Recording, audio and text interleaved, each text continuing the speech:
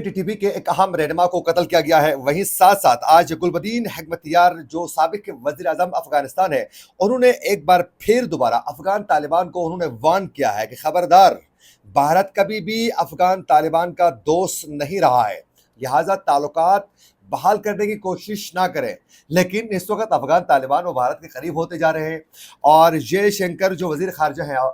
भारत के, वो बहुत जल्द अफगानिस्तान का दौरा करने के बारे से भी खबरें सामने आ रही हैं। तो इसमें क्या सदाकत है और आगे क्या कुछ होने जा रहा है, पाकिस्तान के खिलाफ कैसे महास तैयार किया जा रहा है और कैसे चीन का रास्ता रोकने की कोशिश की जा रही है, आज के प्रोग्राम में इसकी मुकम्मल तफसीलात आपके सामने रखेंगे। अगर आप लोगों ने अभी तक हमारे चैनल को सब्सक्राइब नहीं किया है तो हमारे चैनल को जरूर सब्सक्राइब करें और कमेंट सेक्शन में अपनी राय का इजहार आप लोगों ने लाजमी करना है। नाजरीन, आप लोगों को मालूम है कि इस वक्त भारत जो है वो अफगान तालिबान के बहुत करीब होने की कोशिश भारत की जानिब से की जा रही है। लेकिन आप लोगों को मालूम है इसहाक डार साहब जो वजीर खारजा है, नायब वजीर आजम पाकिस्तान है, उन्होंने अफगानिस्तान का दौरा किया था। उनके दौरे के बाद आप लोगों को मालूम है कि अफगान तालिबान और पाकिस्तान के दरमियान जो है कुछ अहम मामला पर अंडरस्टैंडिंग हो चुकी थी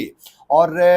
बहुत चीज़ें तय भी हो चुकी थी, जैसे कि टीटीपी के खिलाफ अफगान तालिबान ने इकदाम उठाने और पाकिस्तान से ताउन करने के हवाले से भी अफगान तालिबान जो हैं वो यकीन दहानी करवा चुके थे। उसी के बदले में पाकिस्तान की जानिब से अफगान महाजरीन के साथ नरम गोशे के साथ उनको इज्जत एहतराम के साथ अफगानिस्तान वापस भेजने के लिए इकदाम पर भी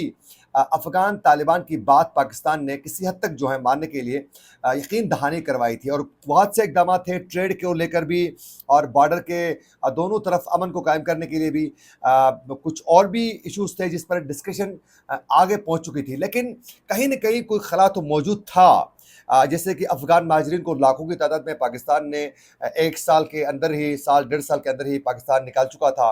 तो इसको भी लेकर और पाकिस्तान एक बार फिर अफगानिस्तान की सरजमीन में 6 माह कबल जो हैं कुछ टीटीपी के रहनुमाओं के खिलाफ कार्रवाइयाँ पाकिस्तान ने अफगानिस्तान की सरजमीन के अंदर घुस के पाकिस्तान ने कार्रवाइयाँ की थी। तो यूँ कहीं न कहीं खला मौजूद था जो अब भारत वहाँ आकर उस खला को पूर्ण करने की भारत जो है वो कोशिश कर रहा है। आप लोगों को मालूम है कि हामिद करजई और अशरफ गनी के दौर हुकूमत में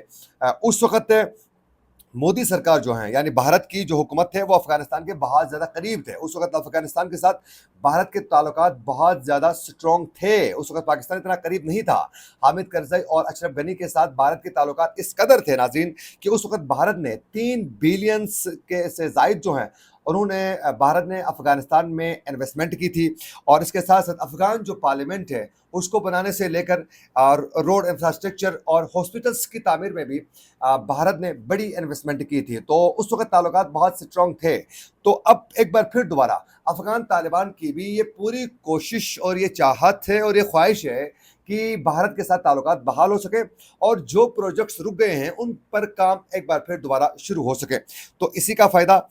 इस वक्त भारत भी उठा रहा है कि इस वक्त पाकिस्तान के खिलाफ अगर कोई महास आपने खड़ा करना है तो अब तो बांग्लादेश भी उनके हाथ में नहीं रहा, बांग्लादेश में भी उनके वो हुकूमत नहीं रही है हसीना वाजिद की। तो वो चाहते हैं कि किसी तरीके से इसी खला को पुर करके वो अफगानिस्तान के साथ ताल्लुकात बहाल कर सकें ताकि यहाँ से पाकिस्तान को टफ टाइम दे सकें, क्योंकि बहुत जल्द अमेरिका भी एक बार फिर दोबारा अफगानिस्तान की सरजमीन में आने वाला है और बाग्राम एयरबेस पर अमेरिका कब्जा करने वाला है। इस वाले से अफगान तालिबान के साथ इस वक्त डोनाल्ड ट्रंप की अंडरस्टैंडिंग हो चुकी है। डोनाल्ड ट्रंप को अफगान तालिबान ने कहा है कि आप हमारे खिलाफ जो इकदाम उठा रहे हैं, जो हमारी आपने रकम को इस वक्त सीज की हुई है उसको आप बहाल करें और फिर हमें हथियार मुहैया करें, हमारे फौजियों को आप ट्रेन करें, ट्रेड बेहतर कर लें, हमें एक्सेप्ट करें, आपको बाग्राम एयरबेस मिलेगी। तो अब आहिस्ता आहिस्ता जो है वो इस वक्त अमेरिका चीन का रास्ता रोकने के लिए बाग्राम एयरबेस उनको लाजमी चाहिए। बाग्राम एयरबेस की क्या इंपॉर्टेंस है, इस हवाले से हमारा एक वीलॉग है वो आप ज़रूर सुन सकते हैं जिसमें हमने तफसीलन जो है वो उस पर बात की है। तो उसके एंड स्क्रीन में मैं वो वीडियो भी मैं लगाऊंगा जिसमें बाग्राम एयरबेस की बिलखसूस अहमियत के हवाले से हमने बात की है कि क्यों अमेरिका बाग्राम एयरबेस के लिए वो बेचैन है। तो यूँ इस वक्त उस खला को पूर करके अफगानिस्तान के अंदर भारत आने के लिए कोशिशें तेज़ कर चुका है। नाजरीन, इसी को लेकर ही जो इस वक्त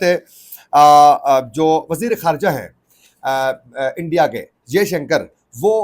اس وقت افغانستان کے دورے کے لیے بڑے بے چین ہیں۔ اس والے سے انڈین جو میڈیا ہے ان کا کہنا ہے کہ جے شنکر جو ہیں وہ جلد افغانستان کا دورہ کرنے والے ہیں، لیکن ابھی تک جو ہے چیزیں میچور نہیں ہوئی ہے، لیکن ممکن ہے کہ بہت جلد جے شنکر جو ہیں افغانستان کا دورہ کر سکتے ہیں۔ اگر وہ دورہ کر لیتے ہیں تو پھر اس کے بعد پاکستان کے لیے مشکل ہوگا افغانستان کے ساتھ تعلقات یا دیگر امور پر آگے بڑھنے کے لیے۔ تو پاکستان کو ابھی سے متحرک ہو کر افغانستان کو سمجھانا ہوگا، ان کو روکنا ہوگا، ورنہ پاکستان کے لیے آنے والے دنوں میں افغانستان کی سرزمین جو ہیں وہ مزید ایشوز کریٹ کر سکتی ہے۔ لیکن ساتھ ساتھ امیر متقی جو ہیں، یعنی جو افغانستان کے عبوری وزیر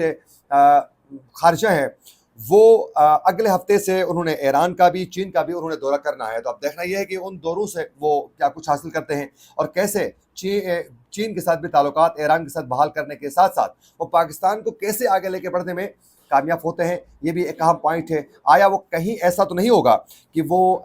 بھارت کے ہاتھوں جو ہیں وہ یرغمال ہوگا۔ اچھا، اس کے ساتھ ساتھ ناظرین، جو سابق کے وزیر اعظم ہیں افغانستان کے گل بدین حکمت یار صاحب، جو بڑا ایکسپیرینس رکھتے ہیں اور بالخصوص سوویت یونین سے لے کر اب تک جو کچھ ہوا ایک ایکسپیرینس شخص ہے، ان کی جانب سے ایک کھلا خط لکھا گیا تھا۔ اس خط تو میرے خیال میں آپ لوگوں نے پڑھا ہوگا، لیکن اس میں بہت سے نکات پر انہوں نے بات کی تھی۔ بھارت کی پاکستان کی سرزمین کے اندر بلوچستان میں اور دیگر جگہوں پر جو ہیں اس کی ایکٹیویٹیز مداخلت کو لے کر بھی بات کی تھی۔ پھر افغانستان کو کن ایشوز کا سامنا کرنا پڑا اس پر بھی بات کی گئی ہے، کون دوست ہے کون دشمن ہے اس پر انہوں نے بات کی ہے۔ ایک لمبا ایک خط ہے، 3 سے 4 صفحات پر مشتمل ہے، لیکن اس میں ایک اہم پوائنٹ ہے بھارت کے حوالے سے۔ انہوں نے گلبدین حکمت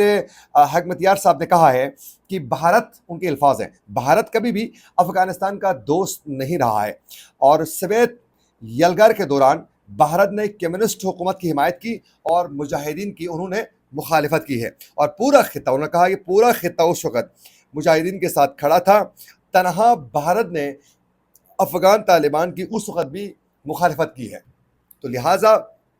کبھی بھی بھارت آپ کا دوست نہیں ہو سکتا ہے، انہوں نے اس حوالے سے وارن کی ہے۔ اس کے ساتھ ساتھ میں آپ لوگوں کو کچھ مزید انفارمیشن آپ کے سامنے رکھنا چاہوں گا کہ آپ لوگوں کو معلوم ہے کہ جس طرح گلبدین حکمت یار صاحب نے کہا کہ جس وقت سوویت یلغار کے وقت جو ہیں افغان طالبان کو بھارت نے تسلیم نہیں کیا، پھر اس کے بعد ابھی ریسنٹلی افغان حکومت جب بن رہی تھی افغان طالبان کی، تو اس وقت بھی انڈیا کی حکومت جو ہے اسے